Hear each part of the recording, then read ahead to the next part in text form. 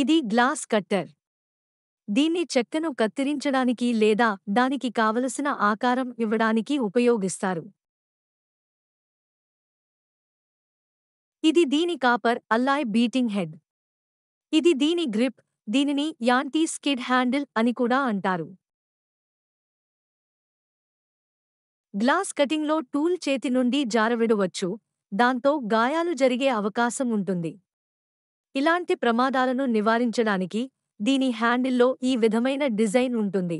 ఇది దీనిని జారటం నుంచి కాపాడుతుంది.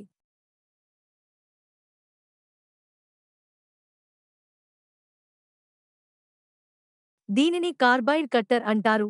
దీని సహాయంతో చెక్కను కత్తిరిస్తారు.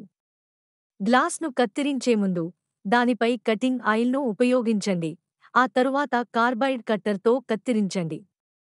ముక్కలను విడగొట్టడానికి బీటింగ్ హెడ్ను ఉపయోగించండి.